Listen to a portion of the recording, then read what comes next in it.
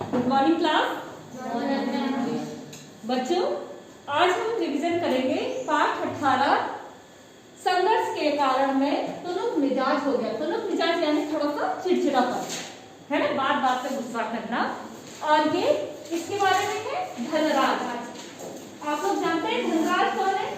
Ma'am hockey player. हाँ, very good. Dhanraj Pillay, इनका पूरा नाम क्या है? धनराज पिल्ले। और ये हॉकी के एक महान खिलाड़ी हैं, बहुत बड़े खिलाड़ी हुए हैं हॉकी के। तो जो ये पाठ है आपका, ये एक साक्षात्कार है। साक्षात्कार यानी बेटा इंटरव्यू, है ना। हॉकी के सुप्रसिद्ध खिलाड़ी धनराज पिल्ले जब 35 वर्ष के हो गए, उनका एक साक्षात्कार विनीता पांडे ने लिया। जो रिपोर्टर है उनका नाम है विनीता पांडे। और उन्होंने क्या किया है कि धनराज पिल्ले जो हॉकी के सुप्रसिद्ध खिलाड़ी हैं, उनका एक इंटरव्यू लिया और इस साक्षात्कार का संपादित अंश यहाँ दिया गया है। इस साक्षात्कार में जो जो प्रश्न है, उनका जो अखबार में जो संपादित किया गया या किसी पत्रिका में, उसका एक अंश आप लोगों की पाठ्य पुस्तक में दिया गया है। ठीक है। पहली बार जो है प्रश्न पूछती है कौन? विनीता जो रिपोर्टर है वो पूछती है कि खिड़की पुणे की तंग, खिड़की यानी वो जगह जहां वो रहते थे, पुणे की तंग गलियों से लेकर मुंबई के हीरानंदानी पवई कॉम्प्लेक्स तक आपका सफर बहुत लंबा और कष्ट साध्य रहा। कष्ट साध्य यानी कष्टों से भरा हुआ। ठीक है। उस सफर के बारे में कुछ बताइए। एक बहुत जो है निम्न परिवार, गरीब मध्यम परिवार के थे ये धनराज पिल्ले। और कहाँ रहते थे? खिड़की जो जगह है पुणे की, वहां की तंग गलियों में बहुत छोटा सा इनका एक घर था। वहां से जो है मुंबई में हीरानंदानी के पास एरिया में जहाँ पे जो है धनी लोग रहते हैं, वहां उनको एक फ्लैट दिया गया था गवर्नमेंट की तरफ से, मुंबई गवर्नमेंट की तरफ से।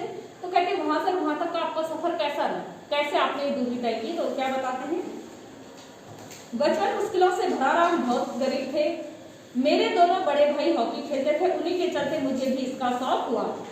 पर हॉकी स्टिक खरीदने के बाद मेरे पास पैसे नहीं थे, हैसियत नहीं थी, अभी मेरे पास पैसे नहीं थे हॉकी स्टिक खरीदने के। उन्हीं के चलते मुझे भी इसका शौक हुआ, क्योंकि दोनों भाई हॉकी खेलते थे। तो अपने बड़े भाइयों को देख के इनका भी मन हुआ हॉकी खेलने का। लेकिन हॉकी स्टिक खेलने के लिए जो इनके पास खरीदने के लिए पैसे नहीं थे, तो ये क्या करते थे? अपने दोस्तों के साथ जब खेलते थे तो इंतजार करते थे कोई दोस्त मेरा आउट होगा, वो बाहर आएगा तो उसकी हॉकी मुझे मिलेगी, तब जाके मैं भी थोड़ा सा खेल पाऊंगा।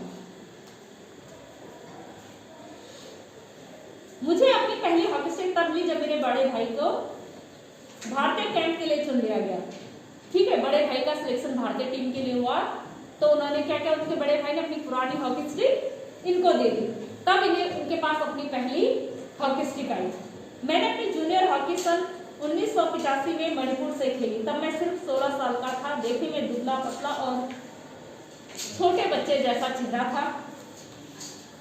अपनी दुबली काठी के बावजूद मेरा ऐसा दबदबा था कि कोई मुझसे भिड़ने की कोशिश नहीं कर। लेकिन खेल इतना अच्छा था, भले मैं छोटा सा था, दुबला पतला सा मासूम चेहरे का था, लेकिन खेल इतना अच्छा था कि कोई मुझसे भिड़ने की कोशिश नहीं करता था। मैं बहुत जुझारू था, मैदान में भी और मैदान के बाहर भी। जुझारू यानी मेहनती, बहुत मेहनत करता था मैदान में भी और मैदान के बाहर भी। 1986 में मुझे सीनियर टीम में डाल दिया गया और मैं बोरिया बिस्तर बांधकर मुंबई चला। बोरिया बिस्तर बांधकर मतलब अपना सामान वामान लेके मुंबई चले आए। उस साल मैंने और मेरे बड़े भाई रमेश ने मुंबई लीग में बेहतर खेल खेला। हमने खूब धूम मचाई। इसी के चलते मेरे अंदर एक उम्मीद जगी कि मुझे ओलंपिक 1988 के लिए नेशनल कैंप से बुलावा जरूर आएगा, पर नहीं आया। उन्हें लगा कि उनको जो है ओलंपिक खेलने के लिए बुलाया जाएगा। कौन किस साल का ओलंपिक? 1988 का। लेकिन कुछ कारणवश उनका कॉल नहीं आई वहां से। मेरा नाम 57 खिलाड़ियों की लिस्ट में भी नहीं था। बड़ी मायूसी हुई, मगर एक साल बाद ही आलविन एशियन कप के कैंप के लिए मुझे चुन लिया गया। तब से लेकर आज तक मैंने पीछे मुड़कर नहीं देखा। जो रिपोर्टर है विनीता, वो पूछती है कि आपका विद्यार्थी जीवन कैसा रहा, आपके स्कूल के दिनों में अपनी किस प्रकार की यादें जुड़ी, आप कैसे विद्यार्थी थे, स्कूल के दिन आपके कैसे थे? तो क्या बताते?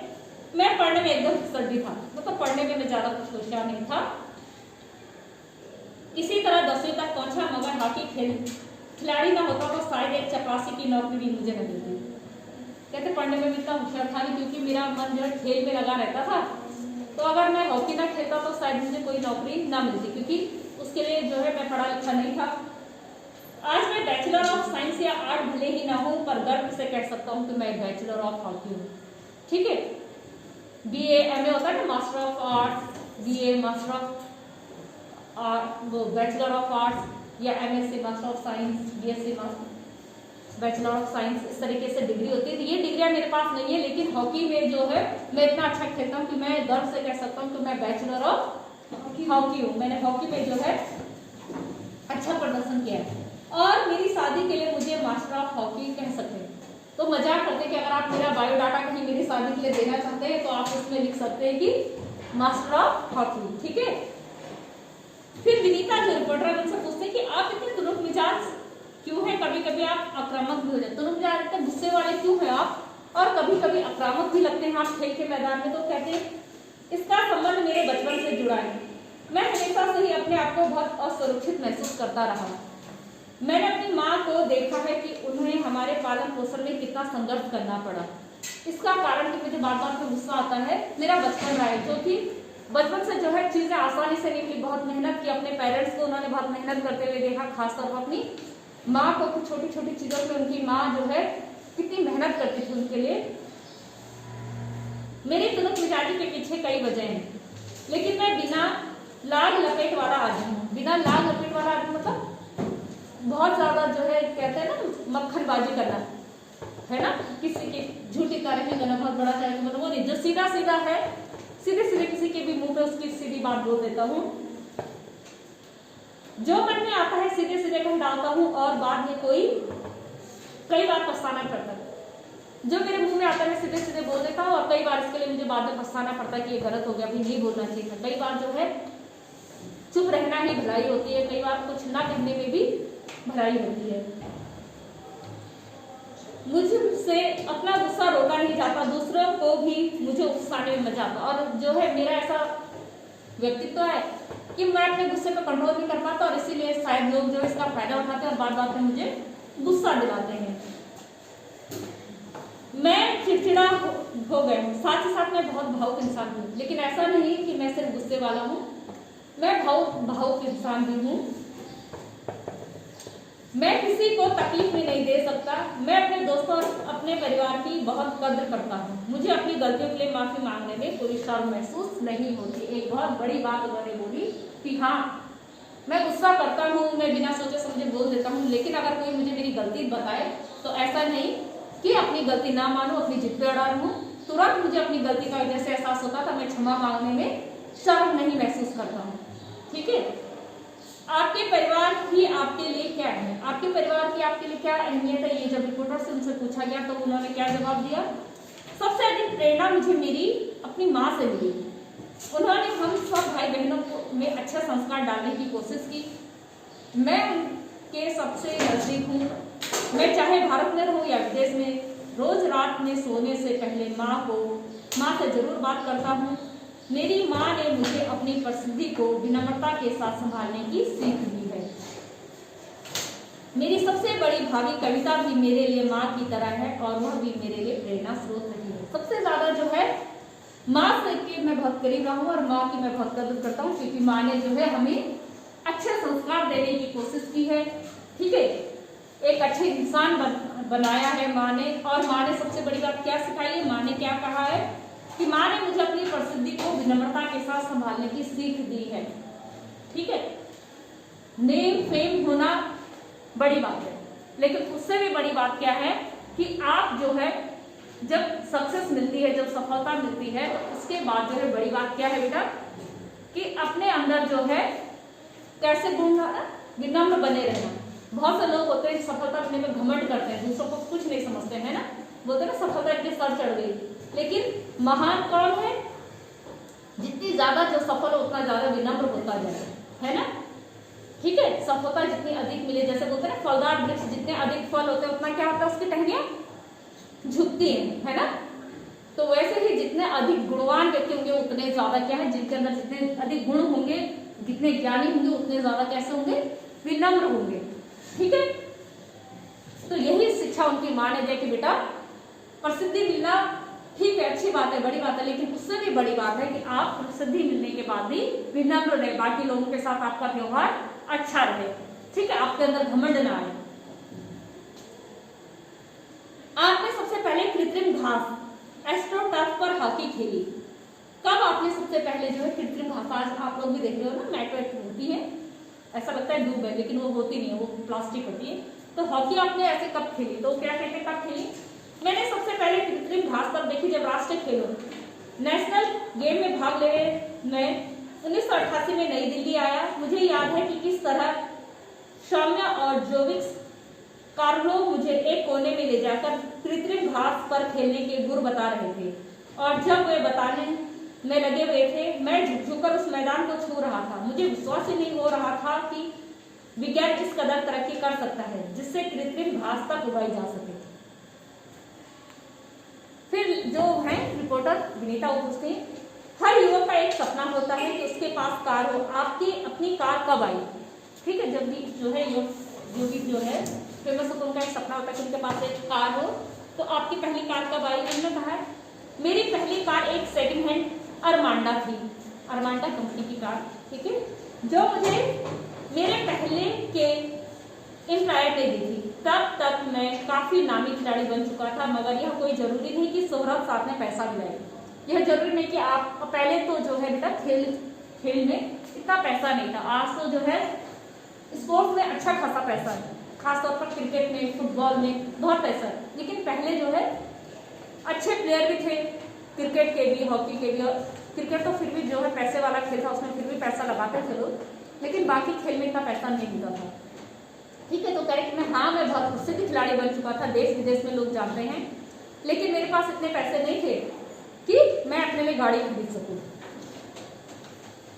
तब ही मैं मुंबई की लोकल ट्रेनों और बसों में सफर करता था, क्योंकि टैक्सी में चढ़ने की हैसियत मुझ में नहीं थी, इतना पैसा नहीं था मेरे पास कि मैं टैक्सी कर सकूं।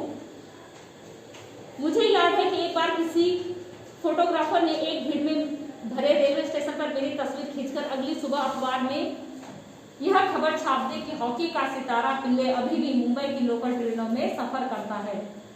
उस दिन मैंने महसूस किया कि मैं एक मशहूर चेहरा बन चुका हूँ और मुझे लोकल ट्रेनों में सफर करने से बचना चाहिए। जब मैंने देखा कि न्यूज़पेपर की हेडलाइंस में कि अब मेरे फोटो के साथ क्या न्यूज छपी है कि हॉकी का मशहूर सितारा अभी भी लोकल ट्रेनों में सफर कर रहा है, तब मुझे एहसास हुआ कि भैया एक जिम्मेदारी है मेरे ऊपर, मैं अब जिम्मेदार व्यक्ति बन चुका हूँ, तो मुझे थोड़ा सा हाँ अपना थोड़ा सा स्टैंडर्ड मेंटेन करना है। मैं जो भी थोड़ा बहुत कमाता हूँ उसे अपने परिवार चलाना पड़ता। धीरे धीरे पैसा जमा करके बहन की शादी की और अपनी माँ के लिए हर महीने पुणे पैसे भेजना शुरू किया। आज मेरे पास एक फोर्ड आइकन है जिसे मैंने सन 2000 में खरीदा था, मगर वह किसी कॉर्पोरेट हाउस का दिया हुआ तोहफा नहीं, बल्कि मेरी मेहनत और गाड़ी कमाई से खरीदी हुई कार है। विनीता हमको बोलती है कि सफलता का आपके लिए क्या महत्व है? हॉकी को आपने इतना कुछ दिया, इसके बदले में आपको क्या मिला? आप क्या सोचते हैं कि हॉकी के लिए जो है आपने इतनी मेहनत, इतना कुछ हॉकी को दिया, तो उसके बदले में आपको क्या मिला? क्या आप सोचते हैं? तो क्या कहते हैं, कुछ रुपए इनाम मिले थे, मगर आज खिलाड़ियों को जितना मिलता है उसके मुकाबले पहले कुछ नहीं मिलता था। मेरी पहली जिम्मेदारी थी परिवार की आर्थिक तंगी दूर करना। आर्थिक तंगी यानी पैसे की जो कमजोरी थी मेरे परिवार की, मेरा पहला कर्तव्य था कि मैं पैसे से अपने परिवार की मदद कर सकूं और उन सबको एक बेहतर जिंदगी देना। विदेश में जाकर खेलने से जो कमाई हुई उससे मैंने 1994 में पुणे के भाऊ पटेल रोड पर 2 बेडरूम का एक छोटा सा फ्लैट खरीदा। घर छोटा जरूर है पर हम सबके लिए काफी है। 1999 में महाराष्ट्र सरकार ने मुझे पवई में एक फ्लैट दिया। वह ऐसा घर है जिसे खरीदने की मेरी खुद की हैसियत कभी नहीं हो पाती। वो इतना महंगा घर है कि जिसे शायद ही मैं अपने पैसों से खरीद पाता, लेकिन महाराष्ट्र सरकार ने मुझे ये तोहफे के तौर पे दिया। विनीता इनसे पूछती हैं कि सेलिब्रिटी के साथ एक ही मंच पर बैठना आपको कैसे, बड़े बड़े सेलिब्रिटी, बड़े बड़े जो प्रसिद्ध लोग हैं उनके साथ एक ही मंच शेयर करना आपको कैसा लगता है? धनराज बोलते हैं बहुत अच्छा। जब हम राष्ट्रपति से मिले तब महसूस हुआ कि हम कितने खास हैं। हॉकी ही है जिसके चलते हर जगह प्रतिष्ठा मिली। अब उन्होंने बताया कि हॉकी ने मुझे क्या दिया। पैसा जरूर है कि कम मिला, ठीक है, लेकिन मान मिला, सम्मान मिला। देश विदेश में बड़े बड़े लोगों के साथ मैं भी जाकर मुझे पता चलता है कि हाँ ये हॉकी है जिसके कारण लोग मुझे जानते हैं। ठीक है, अलग अलग क्षेत्र के महान व्यक्तियों के साथ जब मैं भी बैठता हूँ, मैं भी जाता हूँ, तो मुझे लगता है कि हाँ ये वो हॉकी है जिसने मुझे इतने प्रसिद्धि दी है। ठीक है बेटा, अब आप लोगों को क्या करना है कि इसमें से जो है क्या करोगे आप लोग, कोई 10 शब्द लोगे, उनके वाक्य प्रयोग करोगे। शब्दार्थ जो है पाठ के मैं आपको अगली जो क्लास होगी उसमें जो है, जो आपके पाठ छोड़ गए उनके शब्दार्थ करवा दूंगी। आपको क्या करना है, 10 शब्दों के वाक्य प्रयोग घर पे करने हैं। ठीक है, इसके प्रश्न उत्तर तो आप लोग वीडियो में जब आपको जैसे प्रश्न उत्तर हो चुके हैं, इसके सब लोग कर चुके होंगे इसके प्रश्न उत्तर। कोई ऐसा प्रश्न जो आप लोगों को नहीं आया था, आप लोग पूछना चाहते हैं, अपनी पाठ्य पुस्तक देखिए, कोई ऐसा प्रश्न जो आप लोग जानना चाहते हैं कि आपको नहीं समझ आया इसमें से?